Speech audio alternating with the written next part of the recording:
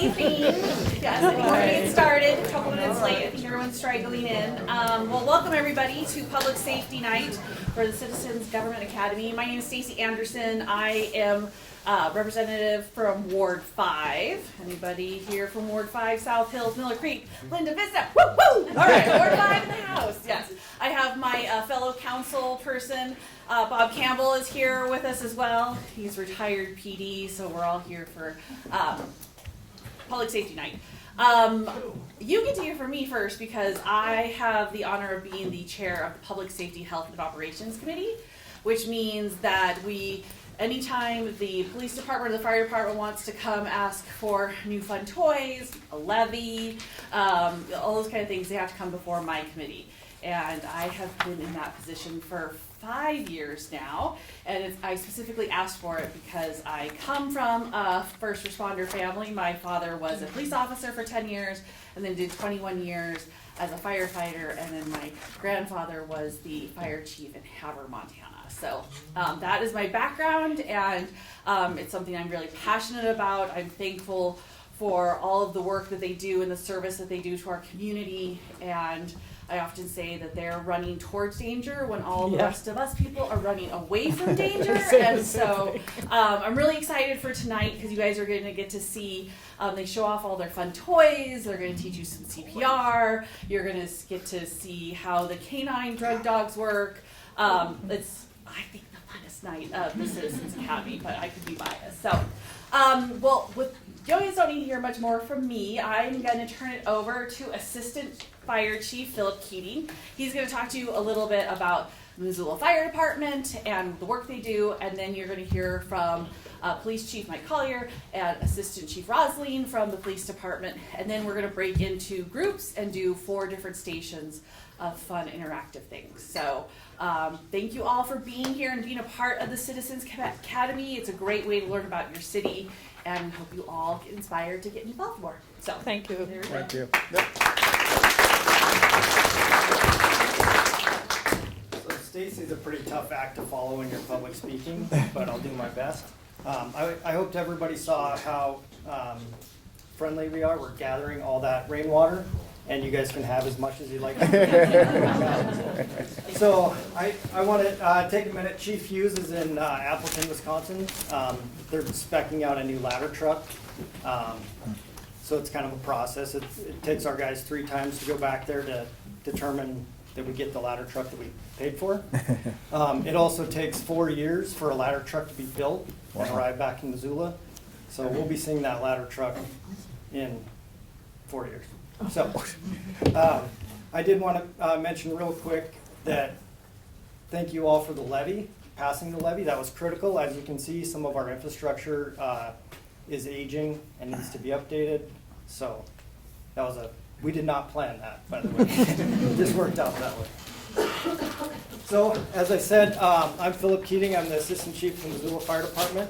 Thank you all for being a part of the Citizens Academy.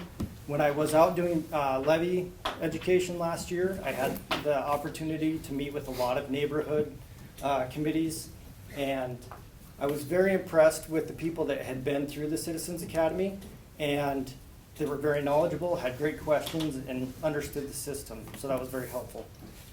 So, I will start us off. We'll see if our video is going to play for us, or not. So we did some recruiting videos last year. This one's not going to play on here, but... Yeah, it's the Hagen Street Bridge. Yes, it is. That's drone footage of the Hagen Street Bridge. All right, I used to go fishing for trout there. It's a pretty good spot, isn't it? Yeah, it is. Yeah. But upstream of it, only 1 or 2 days you're gonna catch them. After that, they just don't go in the shallow water when it gets warm, like lower water. Oh, yeah. Right, kind of towards the mouth of the... I used to live in that neighborhood. Now I'm a mile down where Mullen hits Broadway. All right. You always got police and fire engines in my area. That's true. Across the river I could see. I know, we do make a lot of noise. We respond a lot, and we like to make a lot of noise, for sure. So our mission is to save lives, protect property, and ease pain and suffering. And so we take that very serious in everything that we do, whether it's responding to a structure fire, EMS, and most recently since 2020, the introduction of the mobile support team. And that fits within our mission. Easing pain and suffering. We recognize mental health as a part of our job. And so we do what we can for those individuals. Our vision statement, we would like to be recognized as the premier public safety organization, respected and admired by our peers, and our community as the most effective or innovative, effective fire department in the state and the region. So that's something that we continually strive for. We try to be progressive. We're always trying to push the boundaries as far as street medicine. Our EMS coordinator does a great job of always keeping us at the cutting edge of medicine. So as you will see, here's our current station locations. We're located right here at Station 4. Behind this station, I don't know if any of you saw it, this is our burn tower, or kind of our training grounds as we Yeah, call I it. seen that. I used to work right next door to you at Damaris. Oh, yeah. And I was in maintenance and throwing garbage out from the floor pits, the mud. Yeah. And right next to that is where you go up the stairs where you have a fire training. Yeah, so you guys would see the smoke on a regular basis when we would do our fire Yeah, once training? or twice. I was there for 13 months. Yeah. So our main headquarters station is Station 1 downtown, 625 East Pine. That's where our administration offices are. And then we have Station 2, 3, and 5. So with the passing of the mill levy, we've completed a station location study. We had a national company come in and do a station location study. And we were kind of anticipating that that station would be placed out here, out by the airport. So we've annexed all the way out into the airport. We have the terminal, but we don't have the runways. They have their own private, or not private, but it's aircraft rescue firefighters that respond on the tarmac. So when we got that study back, we were surprised. As you all can see here, there's kind of a big spot right here where we don't have a fire station. And so the company recommendation was that if we can reduce the call volumes of both Station 4 and Station 1 in this area, Station 4 has the proximity to respond out west and cover that area. So when Station 5 was built, are you guys familiar with Station 5? Yeah, on Ward 5. Okay, yeah. I do. Yeah. My daughter lives around the corner. So when that was built, it was in 2008. We all know that we had a pretty big recession in 2008. Those houses, we were expecting 3,000 houses. We're still not at 3,000 houses. So we identified that if we can build where the current call volume is and Station 4 can respond out west in the time frame, then that completely meets our objectives. So we haven't clearly identified where we're gonna put it. There's some properties we're looking at on 3rd Street, kind of in that third between Russell and Reserve. There's a couple properties that we're looking at.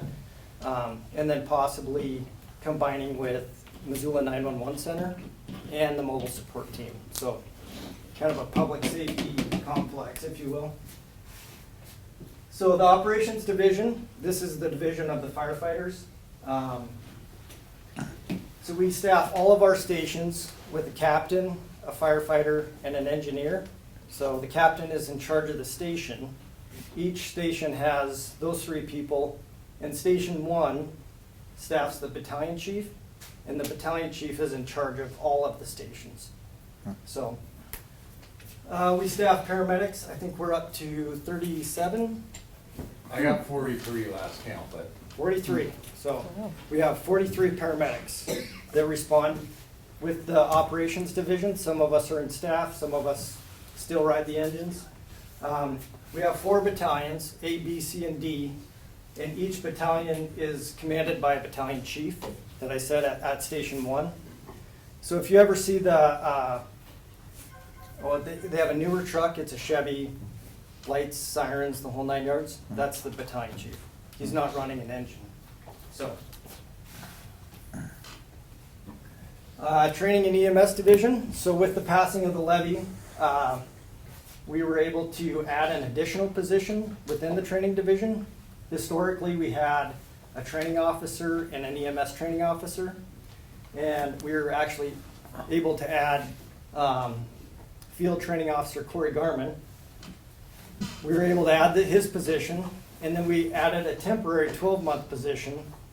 So when we're onboarding these cadets or recruits, it allows us, with Corey's position, it allows us to continue that training for the operations crew. Historically, we've had to kind of back off on our operations training because the training officer could not do operations training and a recruit academy at the same time. So we were able to back that off a little bit. But now Corey does the operations training, the training officer and the interim position, they do the recruit academy. So this is kind of a pretty neat story I'll hit on. So this is one of our new hires, John Kaiser. He was headed to work at the university, and this was what, 2 years ago, Dave? Yeah. 2 years ago. He's headed to work at the university. He worked in one of the labs at the university. A gentleman collapsed by the bus stop. He was on his way to work, saw him collapse, started CPR. The man lived. And so this is John. We had a little ceremony for John. This female as well helped. And this is a representative of the gentleman that survived. So they all attended. John Kaiser decided he did not want to work in a lab anymore. And so now he's a firefighter with the Missoula Fire Department. Wow, wow. So, he's very intelligent, by the way. What was it? His degree was... That's my husband. Oh, it is? Yeah, I met All right, Yeah. so you're smart. John. He is very smart. What's his degree in? He does biomedical engineering and virology. Yeah. What's his Wow. But might he's need way happier at the fire department. I mean, we might need him there too, though. Yeah. We're very glad to have him. So, All right. the Fire Prevention Bureau, so there are building inspectors. They do a lot of our public educations. You'll see them, they do a lot of the plans review. So as the city continues to develop and grow, what we're finding is we have to plan for our ability to get there. We have to plan to be able to get a ladder truck there. We have to plan if there's an emergency. All of this takes plans with streets, parks, the police department. All of this is planned out ahead of the building process.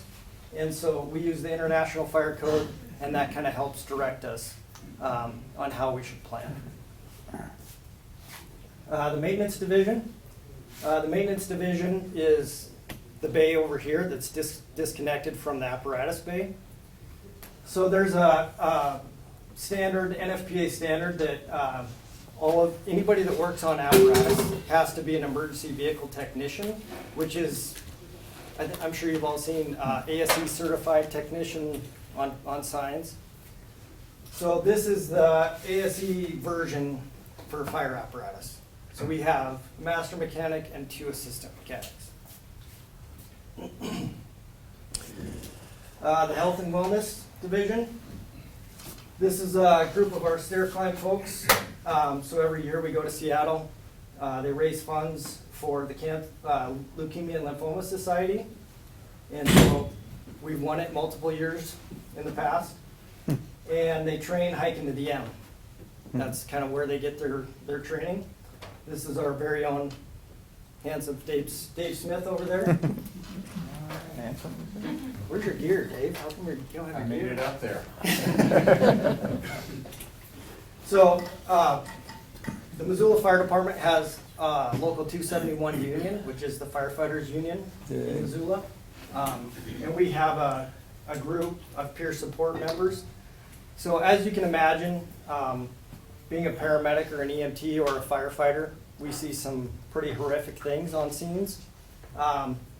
These are the individuals that are available 24/7 to help their members and help each other work through some of those post-traumatic stress disorder symptoms.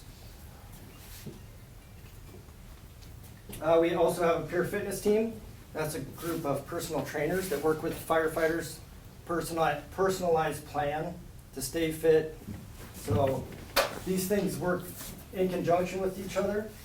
You know, if you keep your mind healthy, you keep your body healthy, and vice versa. So they work very well together.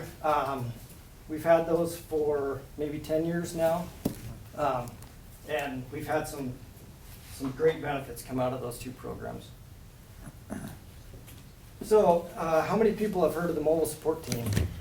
You guys familiar with that?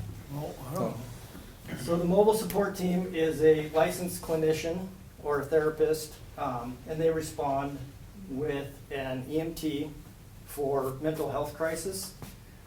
As a paramedic on the streets, that was always a very difficult call because I knew I would respond to somebody that was having a mental health crisis. And the outcome was, we were gonna transport them to the hospital. They would sit in the hospital for 24 hours, waiting for a mental health provider to come and see them. And then, depending on their status, they may go to Providence or they will be released.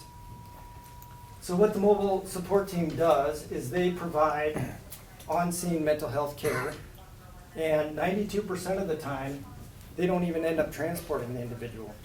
They work with a long-term plan, develop solutions, and then leave the individual on scene. So the mobile support team works with the police department very closely. About 731 of their calls were with the police department and 194 with the fire department. So the administration division, that is fire chief, assistant chiefs, and then our business manager and our administrative assistants. Oh, Yeah, so we do department oversight, personnel and budget management, records, planning, all of the less glorious stuff than fighting fires and responding on calls. Current situation, so with the passing of the levy, we've already started hiring. We have a group of 10 that's going through the recruit academy right now. They'll be done at the beginning of next month. And then by the 24th, we'll have to onboard the next group of 10. We were fortunate enough to receive a SAFER grant, which is a federal grant to assist with staffing in the fire department. That grant, You're still getting that? well, so we just received it. Okay, good. Hallelujah. We'll see what that looks like. I Yeah. mean, it's kind of unknown so far. Right. We're hoping that continues, but as of now, we are getting it. Okay. So what that consists of is they will provide all the funding for the first 3 years of those employees, those 20 employees that we're onboarding. And that's the staffing that's gonna be required to open a Station 6. So it was a $7 million grant, federal grant, and it's going to give us the opportunity to stand up an engine company. We're gonna have an engine company, a second engine company here at Station 4. So that will bring us up to 100 firefighters. And as you can see, this is a graph that we used during the mill levy. So our staffing hasn't increased since 2008, and obviously our call volume has continued to increase. So our 2024 numbers aren't finalized yet, but it's gonna be closer to that 12,000 mark. So roughly about 1,000 calls a year increase, So station call volume, Station 4 is where we're at right now. Out of Station 4, we run about 3,588 calls. If you would kind of envision roughly Russell Street West, and then that's where Station 1 is on the other side of that. Station 1 downtown, just under 5,000 calls. And then the other two stations, as you can see, this is what helped us make that decision to not build the station out ahead of the development. So Station 5 is critical because of their location. We can't get to that location from the next closest station, which is Station 3. It takes us 12 minutes So in 12 minutes, people's chance of survival is almost zero. So they're very critical to have up there. And then they also respond back into the city. If Station 2 or Station 3 are tied up on another call, they can backfill that station.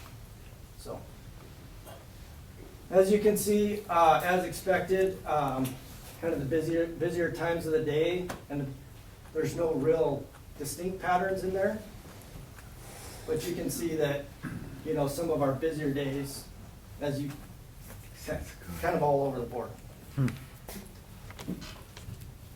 I bet a Grizz day on Saturday would show up much busier.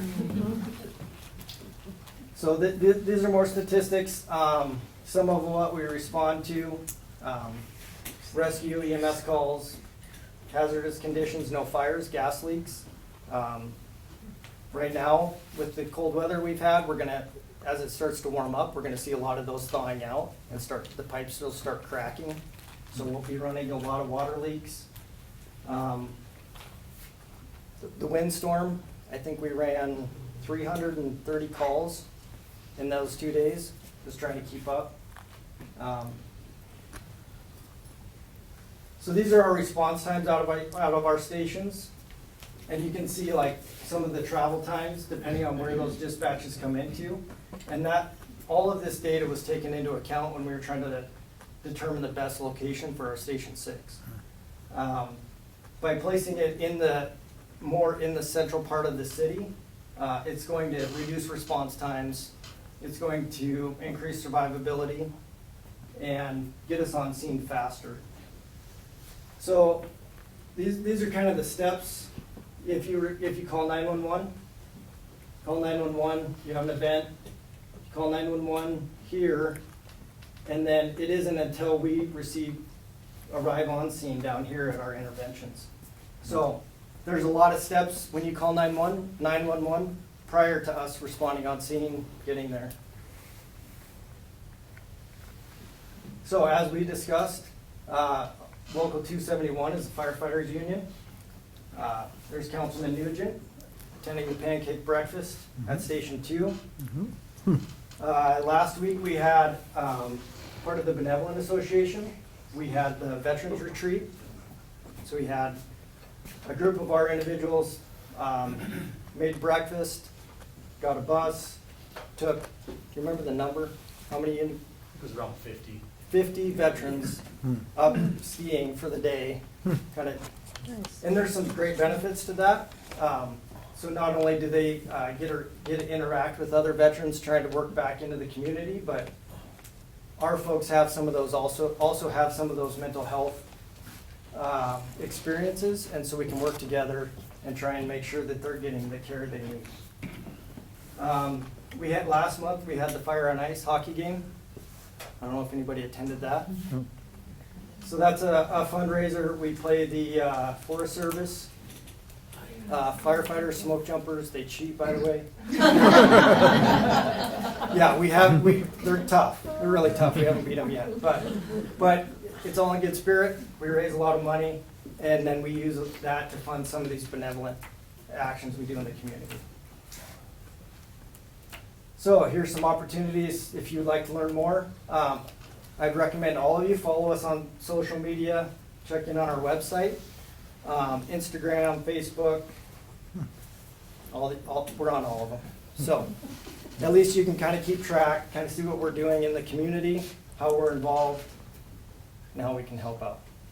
So, any questions? Yeah, go ahead. Back to your slide where you were showing the different stations and determining where you needed it. Where does the rural fire department fit in? And like, what are the service areas? Yeah. And can you share resources with the rural department? Absolutely, yeah, and we do. So we did part of this study I should have addressed is it was a joint study with the Missoula Rural. So they're looking at some of where they can put their stations as well. So currently their Station 1 is located right here-ish. So they would like to move their Station 1 to the west, down South Avenue, which also identified this even more. So roughly, they take, between, depending on the year, about 700 to 900 calls, for the city taxpayers. And so that'll provide us a station in here to respond to those calls. But we have a closest station response right now with Missoula Rural.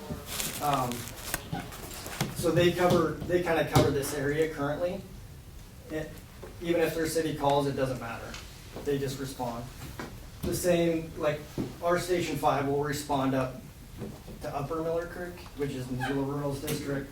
Patty Canyon, Station 1 goes up the Rattlesnake, and Station 4 goes up Grant Creek. So a lot of those different areas, we work together. And I think we work better now than we ever have. And we're looking at AVL, it's automatic vehicle location. So it's basically GPS dispatching instead of our antiquated districts. So, Right. yeah. Does the 911 operator decide whether to send an ambulance or a fire truck, or how does that, or if someone's pipes burst, they say call a plumber unless it's something serious, like if somebody's in danger? We respond,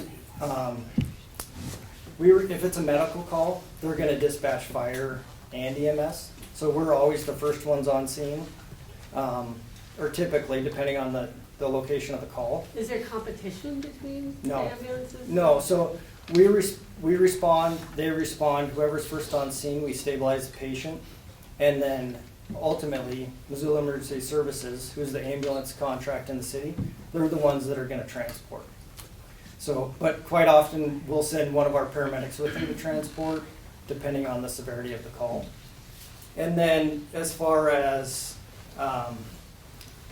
I think the best description of the fire department is kind of jack of all trades, master of none. If somebody calls 911 and they have a broken pipe, all sorts of things, cats in the tree, that doesn't happen that often. So they call the fire department if there isn't a good solution. Right. Really, our job is to help people. It doesn't matter what that call comes in as. Our job is to show up, help people in the community, and do what we can when they need us. So,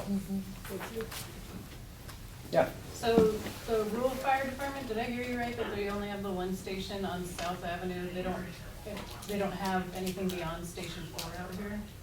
So they have a station, so their Station 1 is at South End Reserve. Okay. Their Station 2 is out past the airport, out past Butler Creek on the right-hand side. Their Station 4 is the new one they built in Bonner. There's Station 3, so Station 3 used to be up to Rattlesnake, and it was kind of low, and Rattlesnake Drive roughly. And so when our station, or the city annexed Rattlesnake, that station was closed down. Now that's part of our district. And their Station 5 is out in Lolo, and their Station 6 is on, kind of right across from the Ranch Club on Mullen Road. Okay. So their stations are also outdated, and so they're looking at how they can maybe consolidate, improve service to their customers as well. And so we're working with them on a regular basis. That's actually who was calling, it's one of their fire chiefs. Go ahead. Are you guys involved in the control burns we see every once in a while, depending on time of year? Yeah, and it depends, some of it depends on the location and then what agency's doing the controlled burns. We do help with Parks and Recs, public burns. We're working with BLM. And so there's a lot of, as you can imagine, a lot of red tape in order to get those burns processed, but we're always willing to help out. Yeah, I think you're up. Yep, go ahead. When you did the study, how did Grant Creek fare in that? Because I know people in Grant Creek have to pay a higher fire insurance rate because of the response time to the closest fire department. So I don't know that specifically, but so if you're within, so the insurance services office is one who sets it's kind of a grade for a fire department. And so our ISO rating is a 3, 1 being the highest, and there's very few, maybe 70 in the country that have a 1.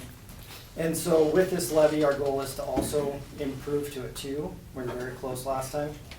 But part of the complications in Grant Creek or any of our wildland urban interface is what it's called, are insurance companies with California fires, Colorado fires, they're looking at liability. And so anytime you build on a slope in a wildland urban interface, they're looking at that liability, and that's why some people are having insurance issues. So there is a task force through the state that's looking at solutions to that. And then the possibility of creating like a Montana fire insurance company. But, yeah. If someone were to build up in Grant Creek, is there any assistance to figure out, you know, the distance of gravel around the home, you know, how to, I guess, fire mitigation strategies? Is there Yeah. assistance for that? Yeah, absolutely. Our fire prevention bureau, they'll go out and they'll work with homeowners, whether they currently live there or planning to build, and they'll help them with that home assessment in the wildland urban interface. And there's a lot of strategies that you wouldn't necessarily think of as a homeowner. I don't know if you guys follow a lot of the California fire stuff, but they saved I can't remember the name of the mall, but it was a mall in downtown Palisades.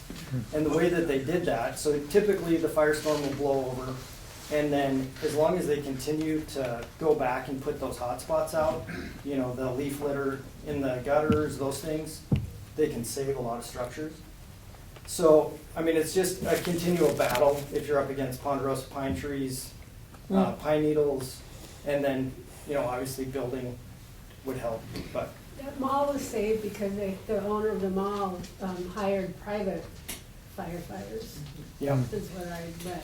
yeah, they had, I think, a group of 5 water tender, 2,000 gallon water tenders that just circled that mall the whole time. So, I guess protecting their investment.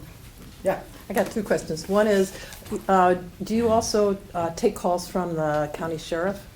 So we don't, I mean, obviously, we would go to the Missoula Police Department, and then if there's any way we could help, of course, we would respond and help. Okay. Yeah, but typically it's within city limits, or, you know, like I said, sometimes up Rattlesnake or Grant Creek. Yeah, and then the other question is, in addition to peer support, do you have a chaplain? We have had a chaplain in the past. I don't think we currently have a chaplain that's working with the fire department. It kind of depends on people's interests and whether or not they want to get involved. The individual chaplains, that is. Yeah. Thanks. Do you have recommendations for like just average people who are living in urban areas for fire prevention? I could definitely tie in with the fire prevention. Oh, look at that, Casey Scott. Yeah, just happens to be here. There's definitely some things that you can do in your own home. Palisades was a very unique situation, and I recognize that everybody is kind of scared of what happened there. You know, it would be like a firestorm tied into our windstorm is the best I could compare it to. They had 80+ mile an hour winds. They weren't able to fly aircraft. They couldn't fly their helicopters. So they did the best they could with what they had. It was just really a horrible situation. And even like, not even necessarily wildfires, but just right. fire prevention in general, as far as, or keeping houses or homes safe. Yeah. So the Fire Prevention Bureau, they're our best contact. They cover a lot of those, and they'll go in with check smoke detectors, make sure people have working fire extinguishers, other safety things that you wouldn't necessarily think of. Make sure your address is visible. When we're responding at night, sometimes it's hard to see the address. So if it's visible and it's lit, that's ideal. Some of the other things, like with kids, you know, you turn the handle of your pots and pans when you're boiling water so the kids can't reach up and grab it, pull it down on themselves. For elderly, you're picking up rugs, area rugs, so they're not tripping, especially if they're using a walker.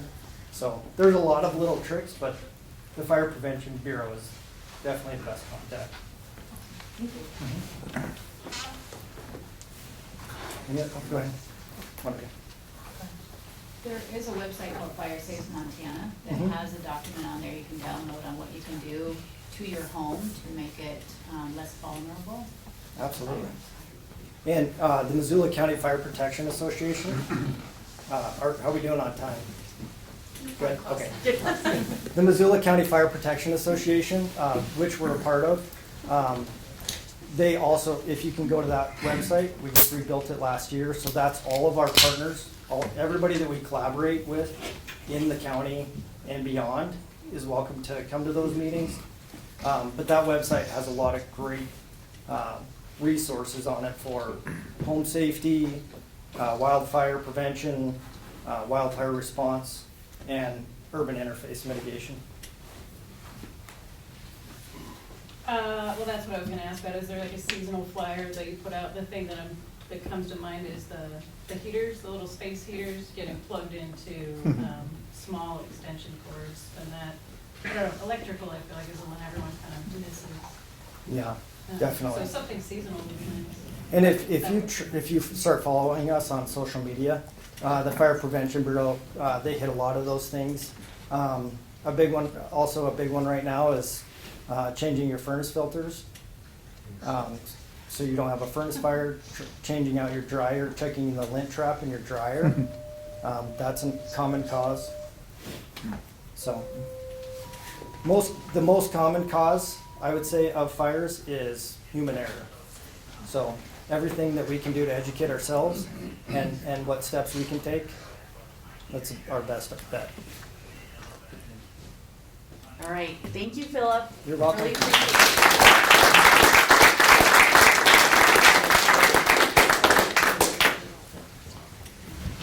Good evening, everybody. My name is Mike Collier. I'm the police chief, and this is our assistant chief, Jake Rosling. I brought back up.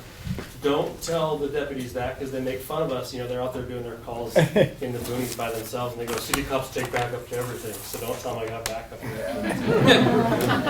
We're going to try to get through a bunch of content, and if I'm probably going to be questions and so on, but the rest of the command staff minus our admin captain is here. So the command staff is 2 chiefs and 3 captains. So our uniform patrol captain is Matt Stonecipher back there, and Eddie McLean is the captain of our detective division. Our admin captain is Matt Kaczynski, and he's not. Okay, he's not coaching basketball. Yeah, he's not here tonight. He's got little kids that he coaches, so they can answer any questions after. The approach I took with this presentation is very much kind of operational and personnel driven. You're going to see later exactly how big of the pie personnel is. So there's a little bit of overview and a little bit of statistical information, but largely what you're going to see is people out there doing their thing, because it's kind of my experience. That's what groups like this like to hear, is the operational side of this stuff. Our mission statement is that we are a community-oriented agency committed to delivering professional police services to Missoula. We strive to improve the quality of life and the livability of our community. That's kind of wordy. So I have a 2-word guiding principle that I like our people to operate under.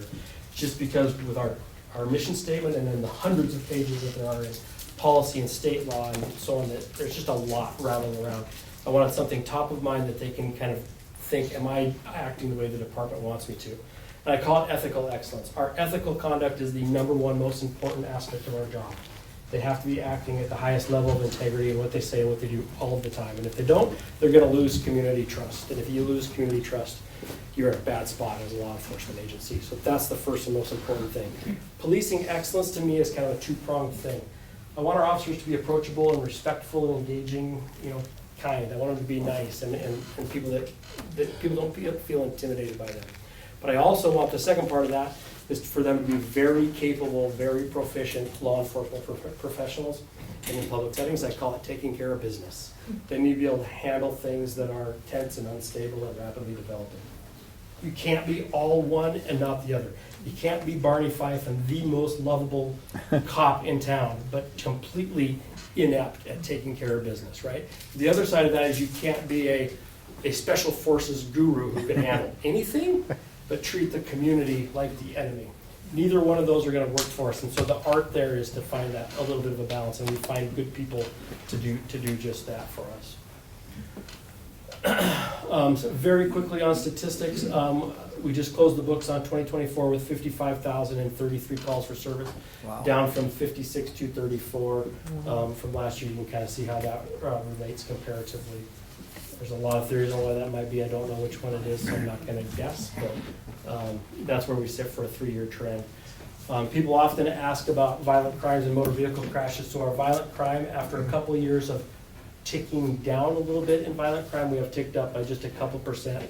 I don't mean to talk that down and say it's just a couple percent, because it is 9 violent crimes. So there's probably 9 people out there who were negatively impacted by that. I'm not trying to diminish that, but percentage-wise, it's not a huge increase for us in violent crime. Motor vehicle crashes are up again.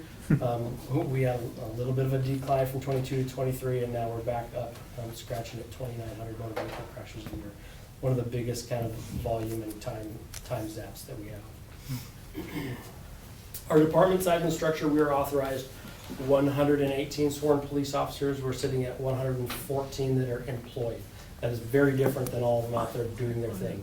So they're employed, they're at the academy, or they're in training, or they might even be injured or ill or something like that. So we're paying them, but we don't have 114 people out on the street doing the work right now, unfortunately.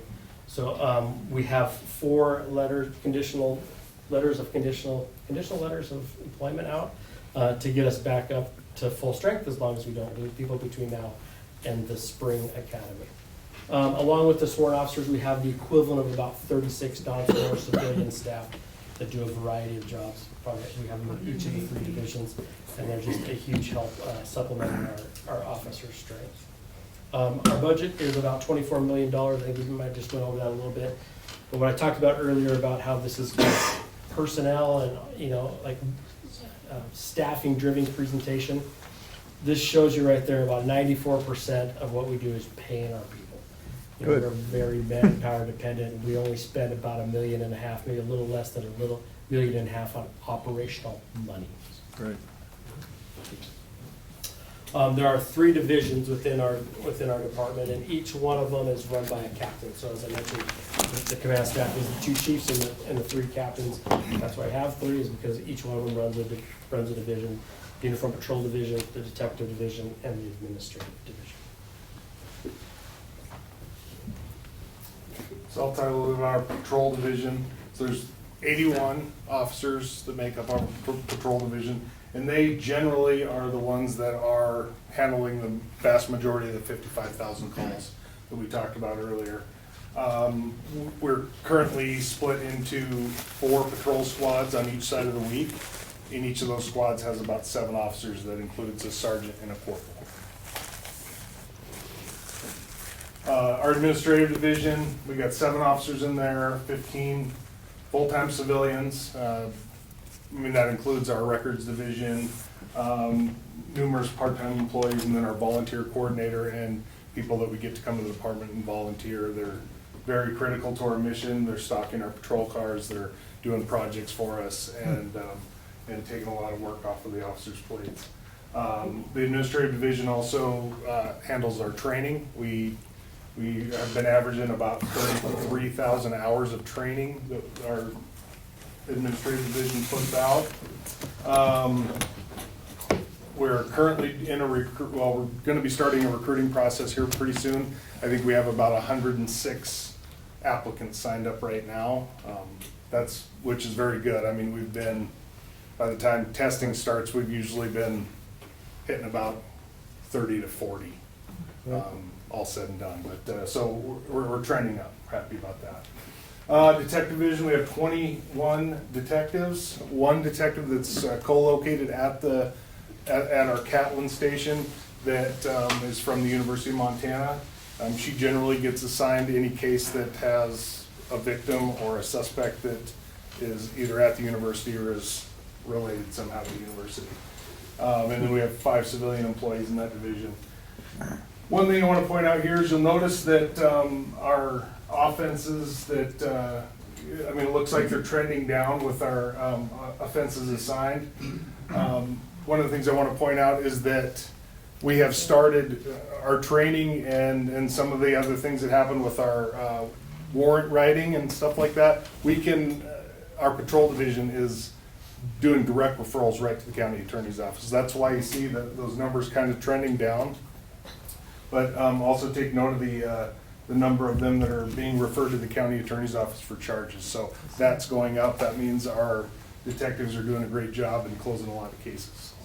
You notice the other divisions have a lot of pictures of their people doing their work, but I couldn't round up any pictures of detectives sitting at Paul's Pancake Parlor, so we just gave you some statistics.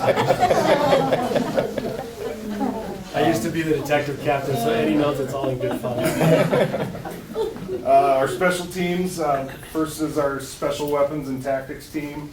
Optimally, they would have 21 members. I think right now they're sitting at about 14. We have 2 doctors from the community that are assigned to the team. They go on call-outs with them. They're a very vital part of that. That's our Bearcat. You guys will be able to take a look at that here in a few minutes. Wow. And then the vehicle there on the right is our, they can deploy out of that. It's our equipment vehicle for the SWAT team. What I tell anybody who will listen, particularly the mayor, is that this stuff is really expensive and the training is really expensive.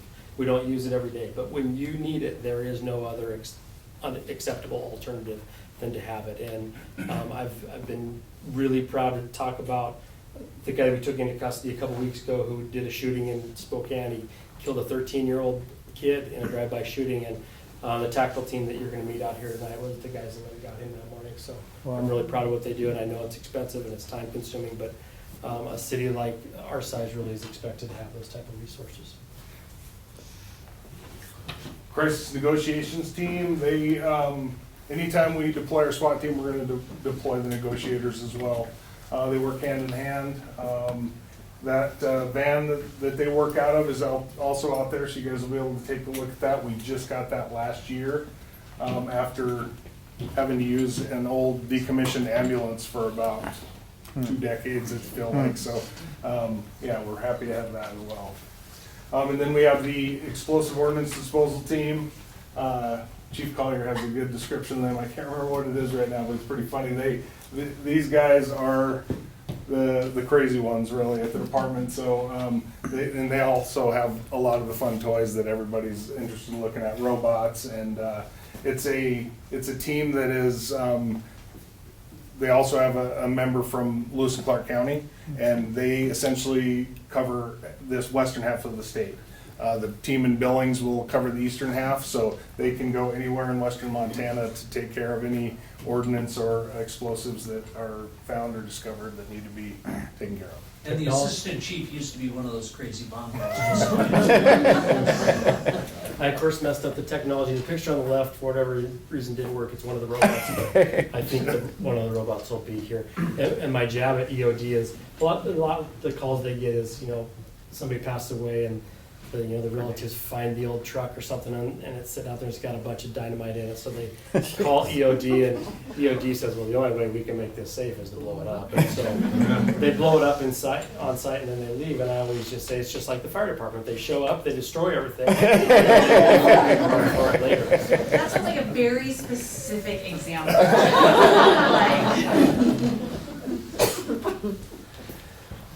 Some of our special duty assignments within patrol, we have a traffic unit. Our traffic unit in the summertime or anytime the weather is conducive, they're going to be on motorcycles. They write a lot of traffic tickets. They educate on traffic safety, and then in the wintertime we'll put them in cars, and they will also help our civilian accident investigators by going to some of those almost 3,000 crashes a year that we have. School resource officers, we have an SRO assigned to each one of the Missoula County Public High Schools, and then we also have 2 SROs that roam between the middle schools within the city limits. Sorry, I'm having a hard time getting this to move. Sorry. Oh, I didn't know there was one over there. Our K-9 unit, there should be some pictures coming up here shortly. Our K-9 unit is, you'll get to meet one of our dogs out there. We have 2 officers, 2 K-9s. I think the fire department gave us bad batteries, make us look bad. I know where you can get some. Yeah. Yeah, I guess, I don't know, it's not loading. All right. Anyway, Oh, You get to see the dog live instead of pictures, I guess that's better. yeah. Yep. And then we have Whitney Bennett, our public information officer. She puts out any press releases or any kind of information that we need to go out to the public. She's also in charge of our social media accounts, Facebook, Instagram, all that stuff. We also stood up a program last year where we have about 5 assistant PIOs that can assist her with her duties. If she's out of town or away, they can put out the press releases or put out notifications to, avoid this part of town. The SWAT team is actively involved in an incident, things like that. See if you can get the clip to mouse this in.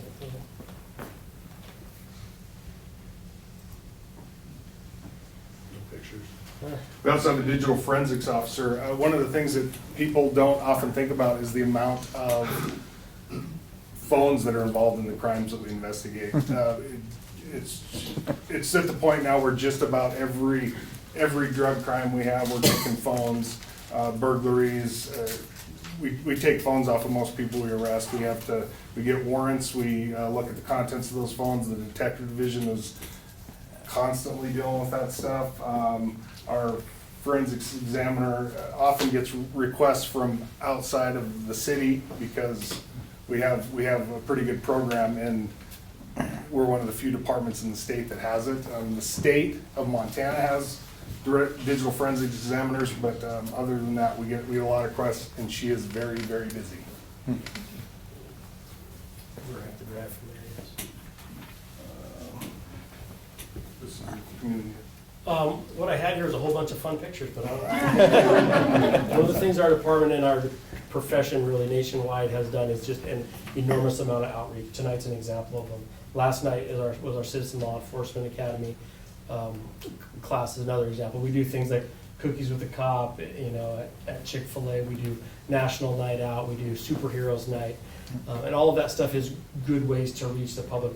Really, the value we get out of it is engaging with many of you who don't have common experiences with us, and we get to, talk to you about what we do. There's a certain amount of people out there that have enough experience with us, they've developed their own opinion. But most of you, you go about your business and you don't have that opportunity, and so it's good for us to be able to do this and show you a little bit about where your money's going and what you're getting for your money. I will stand by, though, that it is an absolute distant second to our relationship with the community to do these type of events, to the distant second to just the one-on-one service you get. I do not believe that you can do these and overcome poor service. And I also believe that you can do poor service really well, and the need to do these is necessarily not as great. So we do it to supplement the good service, not in replace of, to maintain our relationship, yes. Do you mind if I ask what your background is that sort of informs your policing philosophy that has such an emphasis on service? Because I would say that not every police department in the country has such a reputation for having that kind of focus. Well, I worked for a couple of years in Coeur d'Alene, Idaho, and then I came back here. This is my hometown, and so maybe that's part of what's a little bit what strikes home near to my heart. But I believe I kind of came through a department with this culture in place, and I'm just kind of carrying the torch on that. Yeah. Yes. I've noticed a huge amount of speeding, increase in speeding and disobeying traffic signals and stop signs and red lights. Have you noticed that as well? Yeah. I mean, I drive the same streets you do coming and going. Run it a certain way. Yeah, traffic enforcement is one of the many kind of discretionary things that when they have time to do, that they're encouraged to do. So, when we talk about numbers, you can make numbers say whatever you want. One of my philosophies on total number of incidents being down a little bit is some increase in serious stuff. So when you have a few more serious things, it takes up a whole bunch of time, and there's a little bit less discretionary time. I think that's it. One of the things that could be at play in our overall numbers being down, and it's probably contributing to some of the stuff that we all experience out on the road. It's just it's a busier town, and we oftentimes don't have the opportunity to put time into that type of enforcement. So, yes. This might relate a little bit to the community outreach engagement, but we've heard a lot about how you respond to emergencies and crime. What efforts are being made for prevention? Prevention is assigned to our PIO. She's also the crime prevention officer, and she shares that duty with a sergeant in the admin division. It's largely upon request. When people have, they reach out and say, hey, could you come engage with us on, how to make my property safer or whatever. There's a schooling out there called CEPTED. It's crime prevention through environmental design. And they give advice on that stuff. They also give advice on things, we call it CRAZE. It's citizen response to active shooter.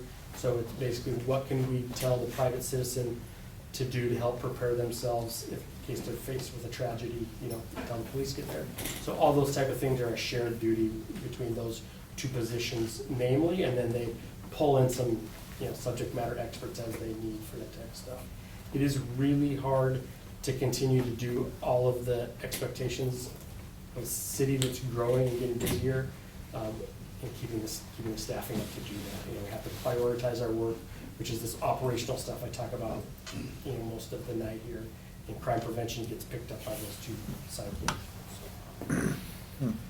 The community issues that we faced, fentanyl just continues to be, I think our friends in the fire department will tell you what an enormous crisis this is presenting to us.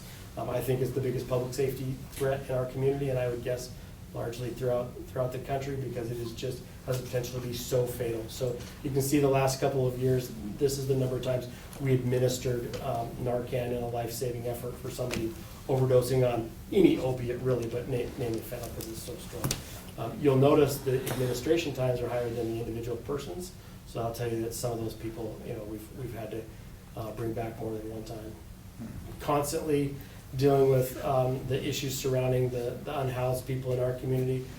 This last year, we went through the first iteration of the ordinance and the second iteration of the ordinance. There is no silver bullet. We are trying to balance this compassionate approach, keeping people from dying on the streets due to the inclement weather, and upholding the law, which we're required to, protecting other people's property rights, and their rights as citizens throughout the city. So it is a tough mandate, really, and we are doing what we can to kind of navigate all of the different important parts of that issue. And you've heard a little bit in the media, I believe, about our concern about upcoming gang activity in the city.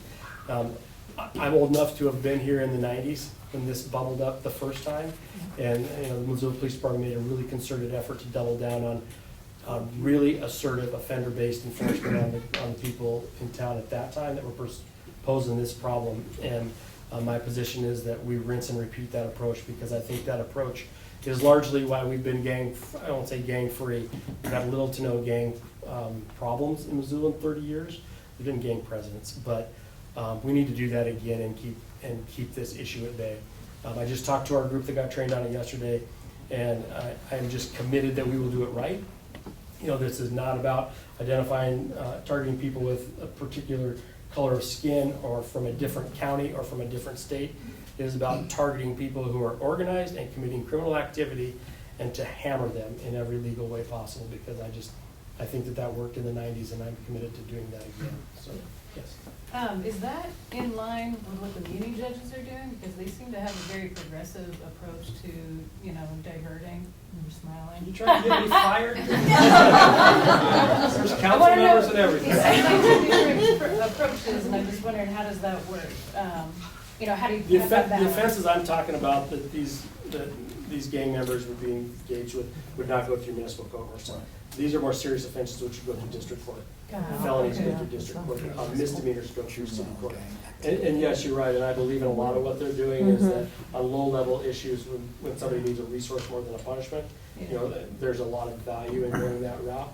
Some people need punishment, we need the city protected from their criminal acts, and that's what I'm talking about. I think since we started gathering the numbers on this late summer till now, we're over 60-something incidents. Yeah, we're at 62 confirmed gang offenses in the city since 2024. One of the things about that is, and those are ones where we have confirmed gang involvement. There's those that we suspect, but we can't tie in.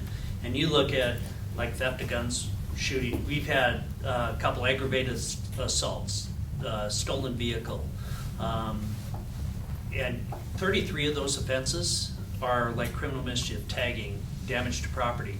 When you end up looking at the other half, it's the safety of the community that we're really addressing through this. What You know. are the gangs' names? What are? Well, you have Zootown Crips, Southside Bloods, the Young But Deadly group, and those are who we're primarily dealing with now. And we're maintaining intel files on those because many are juveniles. So it's. Is there any value in, and maybe you do, but like incorporating the SROs at the high schools? Because as a parent of teenagers at the high schools, it Tip of the seems like spear. all of these kids know who all of these other kids are and like how it's happening. And so Right, it's and like- we have a trade coming up with MCPS on Yeah. the 6th of March, and one of our SROs are there, and then our SROs are briefing every Tuesday Yeah. on that, so they share intelligence back and forth. And, yeah, in fact, I had a conversation with one of the SROs today who is dealing directly with a problem. I can't imagine trying to keep up with that social media network and the rapid fire of it. Yeah, and that goes back to the digital forensics officer. We really do need to get to our breakout sessions, so I'll wrap up by just saying it's not a police issue, it's a community issue, first of all. And it's not our eyes only that are noticing this issue. The superintendent called me 2 weeks ago and we had a talk. And so we had all the administrators and the command staff all met with the MCPS last week. And we went around the room and all those principals are saying, they're seeing all the same stuff that we're seeing. We're seeing the criminal conduct to it, but they're seeing all the gang connections to it. And then what bled from that meeting was the trainings that we are organizing to provide to their staff. So I'm really sorry to cut off the presentation so quickly because I think we need to get to our breakout sessions. But please do get a hold of any of us, you know, in our kind of travels here, and we can answer any questions you have. So, thank you for listening. Thank you very much.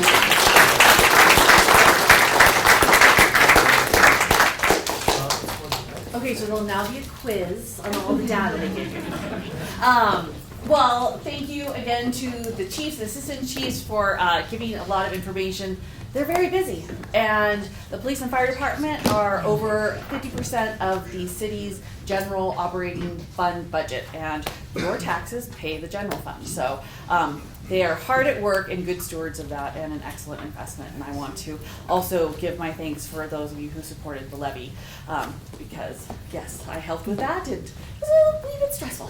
All right, well now is the fun interactive portion. We have 4 stations that you guys are going to spend about 20 minutes on, and then you'll rotate through. So just to make it easy, let's count off by 4s. Well, yeah, this is going to be pretty informal here. Yeah. So no. I don't know if you guys saw on that stat, like 70% of our per station? 70% of our calls we're doing out there are medical, so we spend a ton of our time training our guys and gals up on medical stuff. We got a bunch of paramedics, like 43. Yeah. Everybody else is at least an EMT basic here. So this is kind of our bread and butter, the medical calls out there in the world. So we're gonna do CPR with you guys tonight. We're taking I'll bring up our stats because I love to show off the department while Casey shows you some CPR here. But a huge portion and something we're pushing for here is getting as much hands-on CPR providers out there in the world that we can. At the department, we have 2 classes a month, the first and third Wednesday that we put on. We're able to do that for free right now through a grant, like if you just want a Missoula Fire Department CPR card. A lot of places want an AHA card, so we charge $25 for that. So we're getting a bunch of people coming to those. We're trying to hit the schools to get as many of the kids out there because they're kind of, I mean, that's my dream, that we hit every single kid before they come out of high school. Like truly, that will save lives for us out there. So our big push on this, you guys are gonna love this mannequin. Have you guys had CPR before, any of you? It's been a while. Been a while? Okay, so we've changed everything, so real simple. So like, if we go out to the high school, we can train 200 kids in like 3 hours just on this hands-only CPR stuff we're doing. So pretty awesome. We've had a few big events out there with that. But why that's so important, our guys are really good at working cardiac arrests out there, but there's the whole chain of survival thing. Have you guys heard of that? It's like somebody has to notice there's an event, somebody's got to call 911. Then like the very next chain in that is that somebody does CPR out there. Our chances of getting somebody back, if somebody can just start hands-only CPR, which we're gonna show you here, it goes up huge, and I'll pull these numbers up. There used to be like the ABC? Yeah. Airway, was it airway? Airway breathing and circulation. Yeah.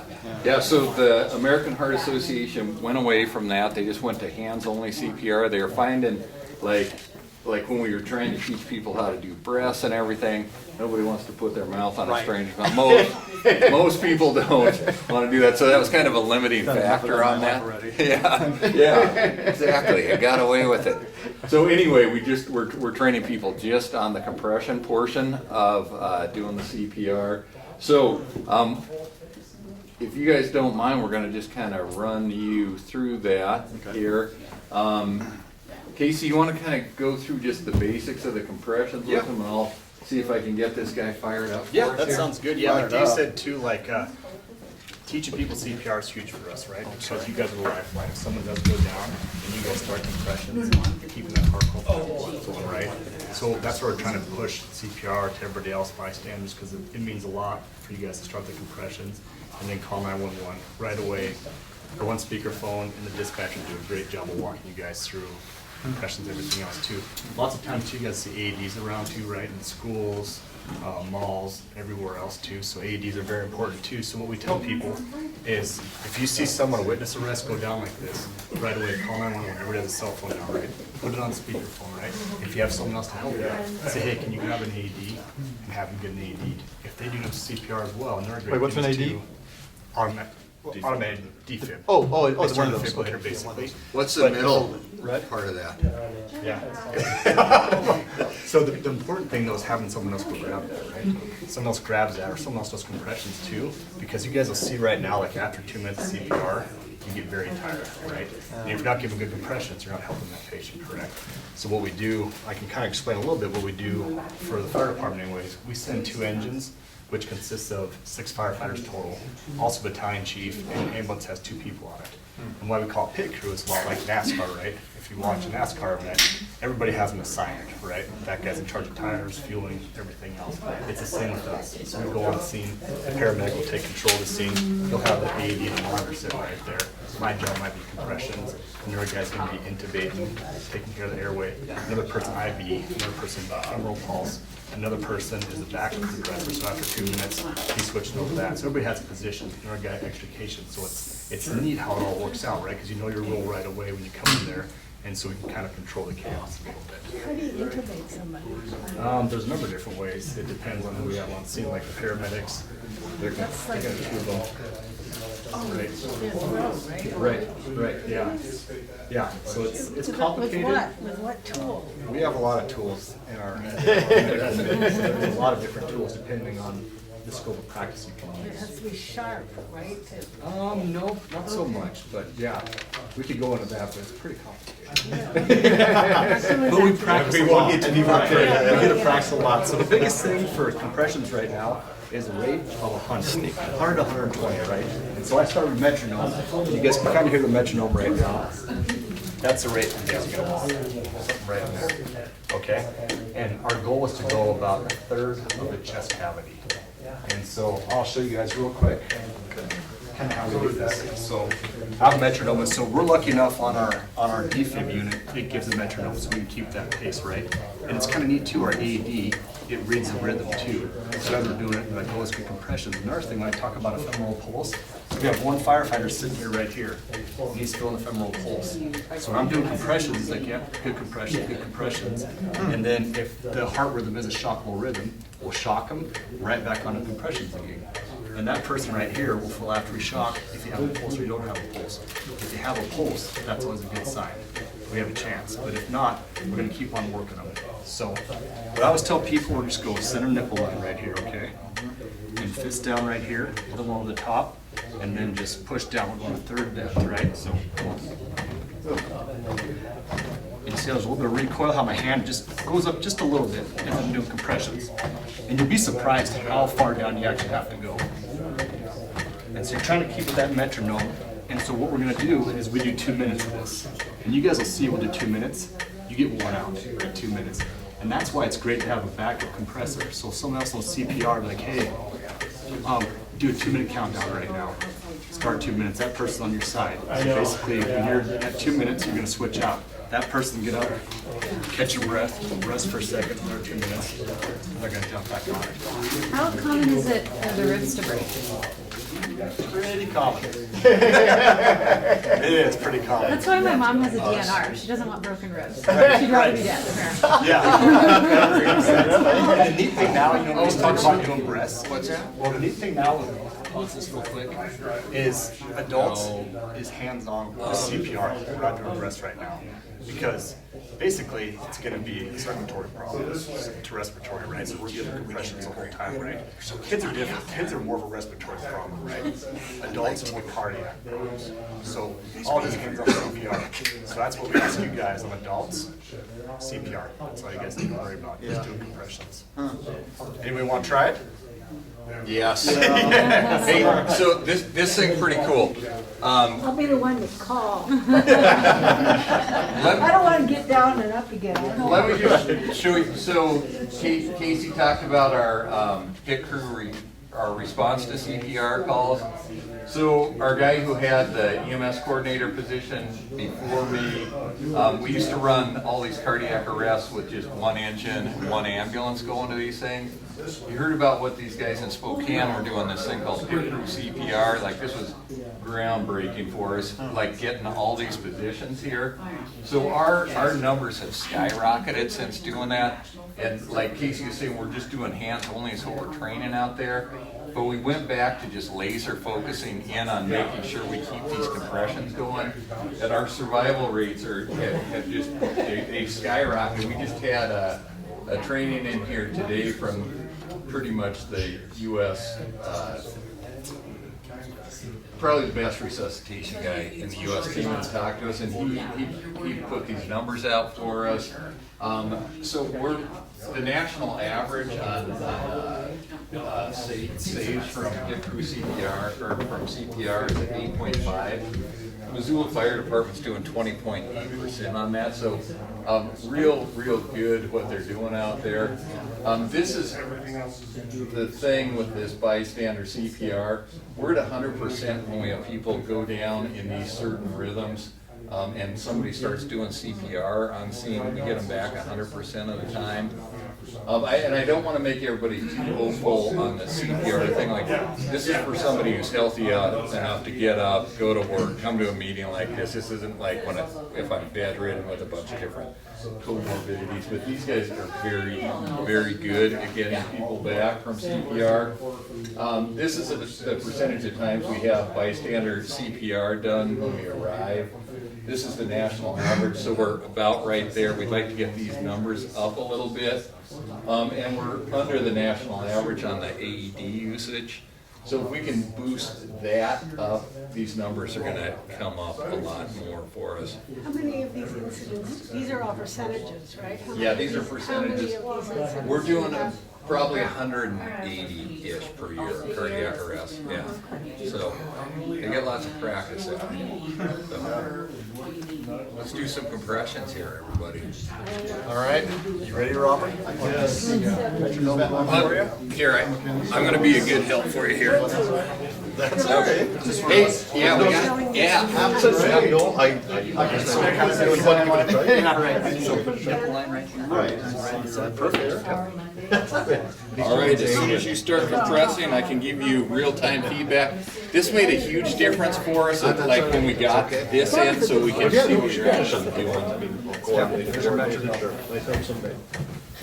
Wow, it's a lot, isn't it? So right now, I'm looking at this, your compressions look perfect, your rate's a little too slow. All right. And that hand position, if you can switch your hands up just up here, let me show you here. If you can put one hand here, dominant hand probably, other hand linked like this, or just on top of it, that's fine, but so we want that depth and we want your hand to not have any, we don't want to have any weight on that chest at the top because that's what allows the blood to fill back up with blood. You'll be amazed at how tired you are. That's why it's great to have. Are those are all just gym muscles? These muscles are for show. These are only for show. And number two, style points two is keep your arms locked. So if you bend your elbows, you get a little more tired and not as good as compression, so keep those elbows locked. That's good, buddy. So this is perfect. Like even if we're not doing the best CPR in the world, it is so much better than nothing. And this actually doesn't look bad at all to me. This mannequin's probably a little stiffer than an actual person. That's good. You're dismissed. Yeah. You passed. Yeah. Was that 2 minutes? That wasn't 2 minutes. You're going back. No, that wasn't 2 minutes. You see, kind of see how tired you get, right? Yeah, I can see that. Yeah, you're in good shape and even. Okay, Come on. and he's still alive. So Come on down.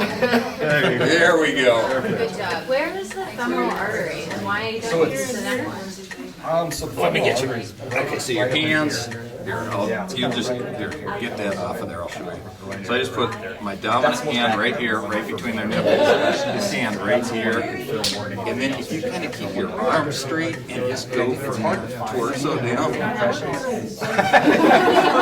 have a heck of a time finding it. It's very important to have it because when they're getting compression, like I can feel femoral. Perfect. And up at the top, just get your hand, just get so there's no weight on that chest, and that's the time that the heart's sucking blood back It in. just helps us quite a bit. And that one firefighter, that's It's good. He's the whole time. It's good. We would ideally want that a little harder, but Of course, we're taking. even this is better than nothing, for sure. Way better. If you're not used to that, say, like. I can see right here. Is it worth trying to find a pulse in the wrist? Here, watch. We want this little white bar going down in there. Plus, you're kind of out of the way. That's 100%. Because of the head, you got a person. There. You're You're real close. You really are. so much stuff. It's not gonna. The biggest thing I tell you is It's not gonna hurt somebody. That's great. And this guy is stiffer than like a normal. Like you wouldn't have to push that person off the bed on a flat hard surface. Because when we get on scene, we drag them out. You feel it's better than this person. Yeah, for sure. It was actually just today, I'm not quite up planning to on it. with I'll have it one yet. class for a small team of Yeah. people. But we were on Amazon for like AP. Like, is it beneficial to have it? Audrey, handle that. Come on down. Let's do this. So we just go kind of nipple lines, and then if you will put, just kind of mirror right down here, you'll just put your dominant hand down like this, other hand on top of that, and then if you kind of get your hips up like this, so you're not using your arms, you're just kind of using your body weight and come down. So you want like the wrist to start to shake it? Yeah, I want your hand just right here in the middle here. Yep, perfect.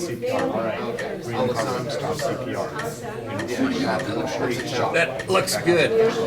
I can look at my real feedback machine here, and you're going down far enough, you're coming back far enough, hand position looks good, rate looks a little too slow. Yeah, the survival rates shoot open. That's perfect, that'll save a life right there. That's all it takes. Easy access for everyone. Yes. Oh, yeah, I can finish that. Sure, absolutely. You can see. Yeah, you see very much. But I still don't have a pulse. Right, yeah. Yeah, let's see, that looks real good. Yeah, you as well. And then we're just making sure we're coming off at the top, let that heart rate fill. Yeah. And then you could probably lock your arms out a little more and then just use your there. Even big burly arms tire out pretty quick if you kind of use that core. That looks perfect, buddy. Very good. So glad I don't have to put my mouth on anybody. Yeah, right? That's a lot of people's thing about Yeah. But we made it so easy. You don't even have to mess around with anything else. That's good, man. Nice job. Back your body. Yeah. Was basically going back. Alright, So now, last one, huh? trying to get the compression, get the hearts back. Come on down. Are you enjoying the yoga mats? Okay, that's good. So if you'll lock your arms out a little more and just kind of use your I mean, the other thing is, just it does for anybody who's a pedestrian who's gonna. Yeah, a little harder.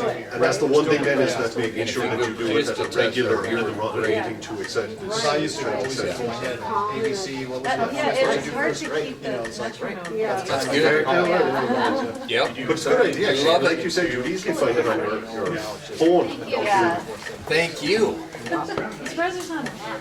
So, this is what we call just kind of an extrication station, but we kind of had to simplify it because of time and it's nighttime and all this stuff. With the fire department, we do all kinds of different things, and we have a rescue team at the fire department. It's made up of about 2 people that specializes in different kinds of rescues and situations. And I wish we could show you, do a demonstration of all of it, but clearly we can't. But some of the things that we do, ice rescue, or river rescues, we have jet boat, and we have all these different guys that have gone to special training and all that. We do high angle rope rescues. And I know that we had one about a year ago or so where a guy was in a grain, like a grain elevator, and we rescued him out of there. So we'll do things like that, confined space, gases, manholes or whatever, people get trapped, and gases and stuff, hazardous material teams that respond, trench rescue, people will get buried, construction sites and stuff. If they're alone and don't have a cell phone. I said, like the guy in the green. Yeah, I can't remember how he got discovered. I think he might have been working with somebody going in there, but yeah, it would, if he did not have somebody there or a phone with them, that would not have been a good outcome. I never do anything alone without a phone. Yeah, because I had an incident without a phone where in the middle of winter, and I'm like, okay, I'm never going anywhere alone without a phone. So we decided that with that, can't show you all that stuff, but we thought it would be nice to show you extrication. It's a very common emergency we respond to, both summer and winter, car wrecks. Everybody knows somebody, or you yourself have been in a car wreck. It's something that's very common that we respond to. So we are going to show you some of the equipment we have here that we use and that we carry on the engines to respond. These things are pretty cool because they're battery operated, and we got them about 4 years ago, right? And we used to have like the gas operated and the hydraulics where you start them up with the generator and stuff, but that was they're really loud, they got heavy, a lot more equipment to get on scene. You got to get out, you got to start the generator. It can be 0 degrees outside and you're trying to fire a generator up. These are a lot faster, they're quieter.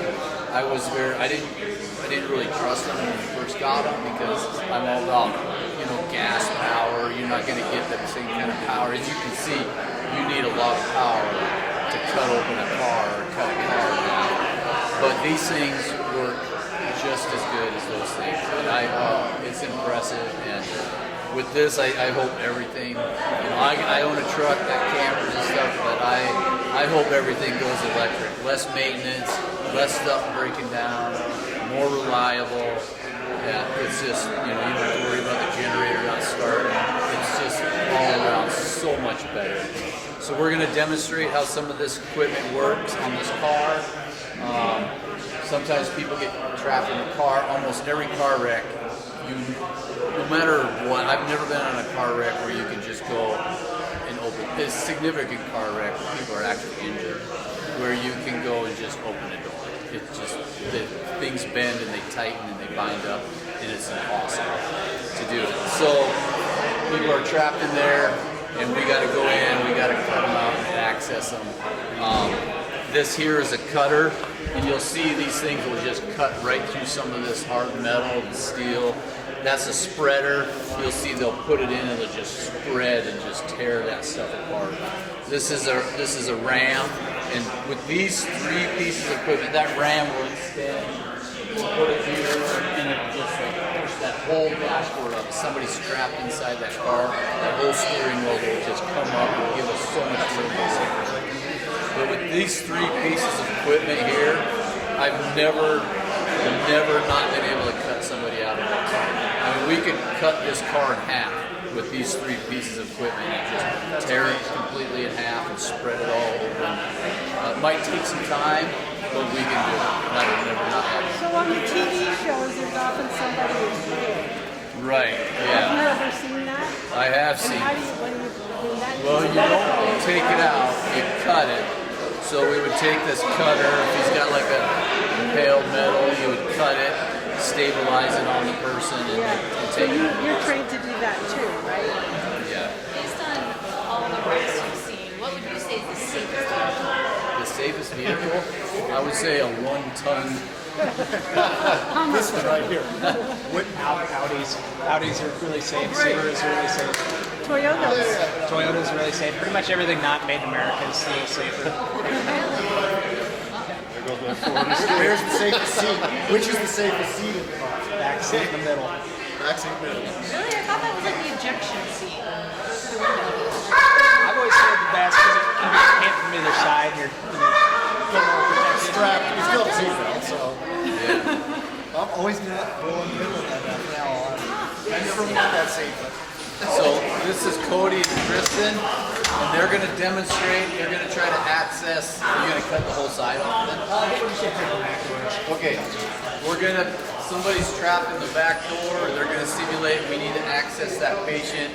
Typically, when you come on scene, there's 3 roles, and there's 3 people on the fire engine. There's the captain, and there's a driver and a tailboard.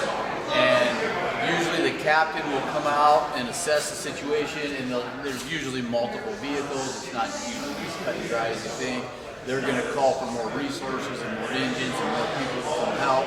And they're kind of taking a step back to make sure that there's kind of like a safety officer to make sure that nothing else is going to happen, or while they're cutting, they're watching out. They're kind of taking a step back and making sure that they're safe and nothing's going to happen to them.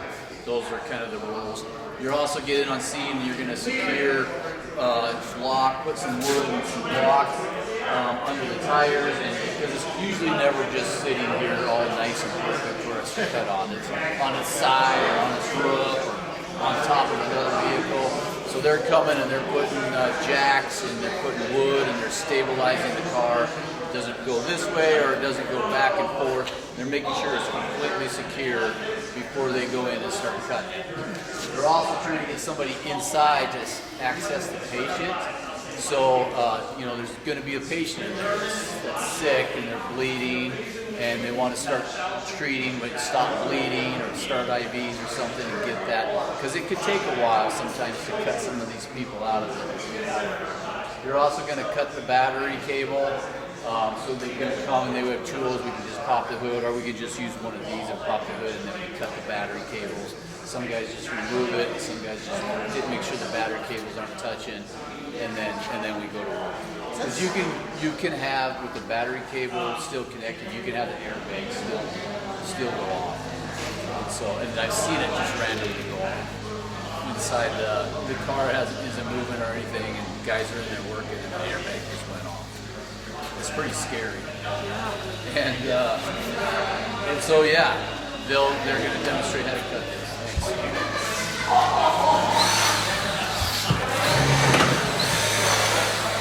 So he's digging a spreader in there. And he's just always use a little pipe with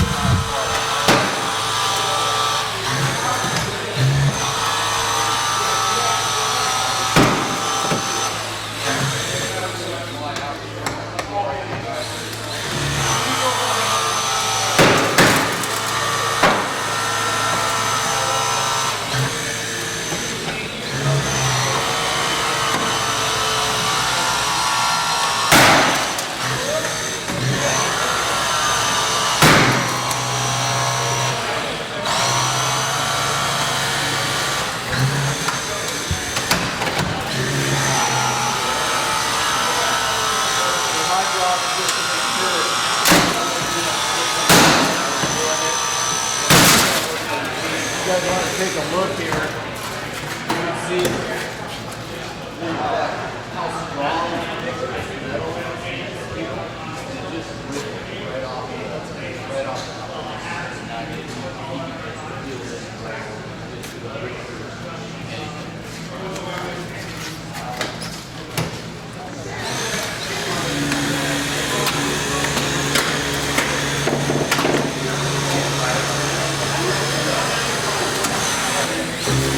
Well, we gotta have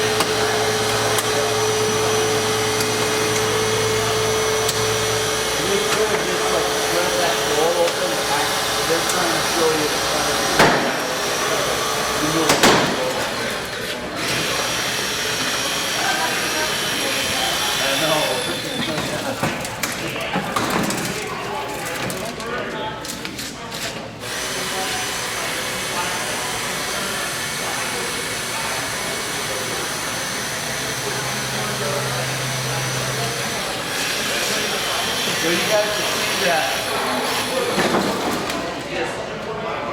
It's how easy it was just to like take that whole door off. If we wanted to, we could just cut the whole roof off, put the ramp. We could literally make the car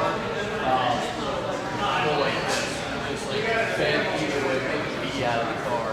Upside down, one way, so there's actually Yeah, I think that was the heaviest one. It does change a little bit. This one is like Process is still the same. You just stabilize and create a back. You have a headband, stabilize the whole car all the way around, and then you have to go into the exact process. It does make it a little harder though because it's not very typical to go into a car to access the page. At least when it's like this, we can go outside, we can rip it. Makes it a little harder to get in. Yeah, that's all there is to it. Very impressive. Okay, so any yeah. Thank you. This is standard crew, you know? So I'm Officer Nate Champa. I've been with the PD for about 6 years now. I've been in law enforcement for 16. Prior to coming to the Missoula Police Department, I was just outside of Nevada. I was actually next in line for a canine there, but Wasn't there a TV show about you guys? Reno 911, yes. Even though it's filmed in Miami. But I was next in line to get a dog there. I was getting sick of how Reno was turning into Eastern California and wanted to come back to the mountains and snow because I was raised in Jackson, Wyoming. I wanted to come to a bigger agency, so Missoula kind of checked all the boxes and got here, got through my probation phase, and wanted to get back into the canine stuff. So our two handlers at the time needed a decoy. So I put on a bite suit again and started getting bit by their dogs, and then when the spot opened, applied, and here I am. I started with the canine unit in 2022. My partner, Zip, is a Belgian Malinois from Slovakia. So the reason we get our dogs from Europe and not the States, in the States, breeders breed these dogs for the size and the looks. In Europe, they don't care about either of those. They want the genetic traits. So they'll take dogs with strong genetic traits and breed those. Yeah. Do you ever just get dogs from Israel? Or in the I courthouse? haven't got any from Because Israel. in the courthouse in Hurry, I know they got some dogs from Israel. You know what Yep. they're doing there too. I was gonna say, It's really different climate though. yeah, the Slovakia, it's a little more comparable. I mean, Montana, I'm sure it gets a little colder, but with the Belgian Malinois, they actually have a dual coat, so he can, like, he's happy in cold weather. He'll work fine, which sometimes drives me nuts because I built this really big, nice kennel that's insulated. It has a heater and an air conditioner in it. And By nice means a mansion for dogs. It's a mansion for dogs. If you saw what he built, I'm like, are you kidding me right now? the frustrating part though is like I put all my money into it this time. I walk out there the other night, there was like 5 degrees out. The heater's going in there, it's 60 degrees inside the kennel. He's laying outside like, I'm just like, I'm gonna go turn the heater off. I'm sick of paying the bill. He does come home with me, obviously. He is, so some police canines are friendly, some aren't. He is on the do not pet list. Like, he will jump all over me. He'll be super affectionate with me. The only other person that can pet him without me holding a ball right in front of his face, so he's so focused on it he doesn't care, is my wife. And that took a year and a half of her just being around the dog for him to get used to her and be like, okay, she's part of the pack, I guess she can pet me. Other than that, he wears the collar that says do not pet for a reason, because when I got him, he was 16 months. He'll be 4 in like 6 days. I think the 26th is he is a dual-purpose dog or a patrol canine, so he is trained to find meth, heroin, cocaine, hopefully soon to be fentanyl. He can also track people. He'll do building searches, evidence searches, so bullet casings, knives, whatever thrown by a suspect, he can find those. What else am I missing? Do more than I can do. He's on the SWAT team with me, so we will use him in SWAT deployments. He'll run through a house that has gas in it. He'll sneeze one time to clear his nose, and off he goes. Which sometimes stinks because if my mask doesn't seal, I have to still go in with him. You have to give them the commands to do these things, right? His commands are in Dutch and German. It just kind of depends on which command I'm using. The dogs are not cheap. They're about $15,500 per canine. And that includes the purchase of the dog and then 6 weeks of training with him. I had to drive to Pennsylvania when I went to get him. So he had 6 weeks of training there prior to me getting there. Then I trained with him for 6 weeks, and it wasn't really training. It was more or less me learning how he worked, and we worked together. Fast forward, I come back after graduating that. I spent easily the first 2 years 20 to 30 hours a week of my own time training him. Because when I came back from Pennsylvania, he flat refused to track. He was like, nope, this isn't fun. I want to go bite somebody. And I was like, okay, you have to track. And so I had to start all over from ground zero. Now we're tracking hard surfaces. Like I just did a track the other night. I let it sit for an hour, meaning I went and laid the track. It was about a mile long. I came home after laying that track, waited an hour, then brought him out. He was like spot on, got his ball at the end of it. Wow, I was super happy. Everything was good. I was supposed to I don't like the ball. I had a ball that's on a string. It's fine. I think I put it in the box already. He works for a ball. Like that is the best thing to him, other than biting something. Which that is why we have these. This is just the top half, but this is what we will wear. It's heavier, so you can pass it around. That is designed so I can put that on, or the other handler can put hers on, and the dogs bite, and we train them that way. Zip. Zip? Yeah. So the decoy does about 75% of the training for the bite work, because when that dog bites and is like a full mouth bite, the decoy will actually mark that or mark those punches in by making noise, which is engaging to the dog, and the dog's like, okay, I'll keep doing that. And Zip's to the point now where you can punch him, the decoy can use like objects and try to fend him off, and he will fight through it to get to the decoy.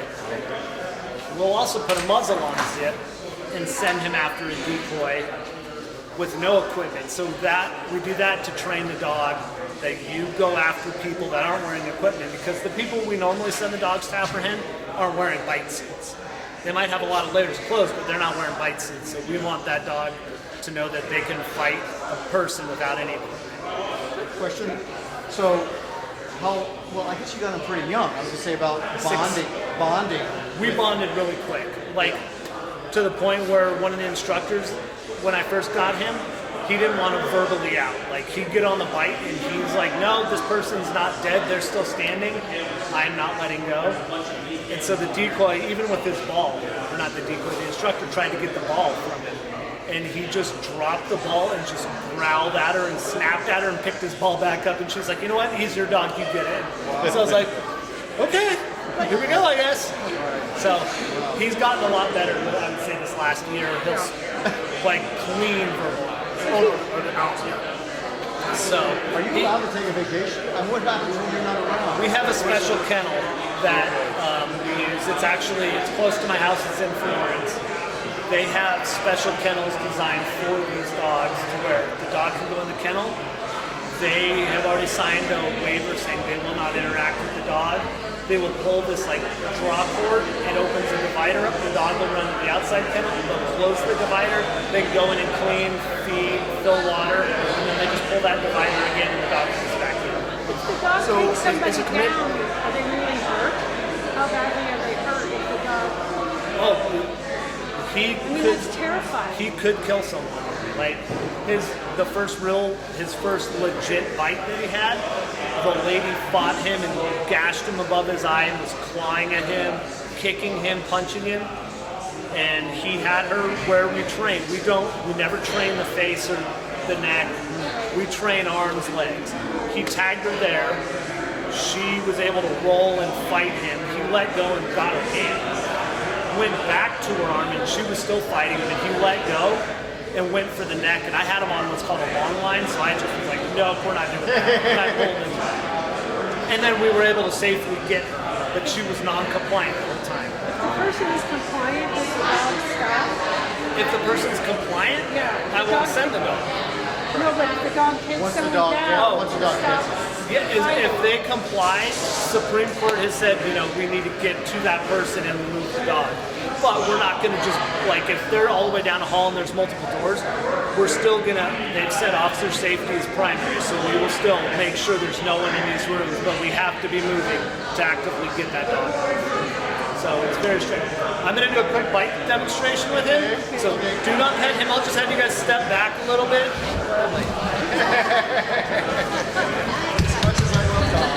So, sir, you was asking about vacation. So the commitment with these, I supervise this unit. So it does take an amount of dedication, because if him and his wife or his child wants to go out of town, who's going to watch the dog? How is that going to happen? So it does take some planning or something like that. So it puts the family in a little bit of a bind sometimes. But he does. Even as kids, you have to watch out. You got to watch out for that. Yes. Yeah. What's that? I covered this up because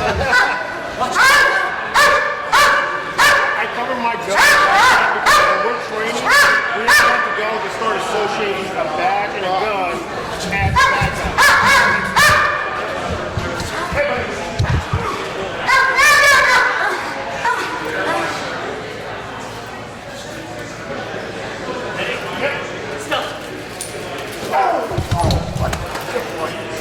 I have this and I can feel his power on this.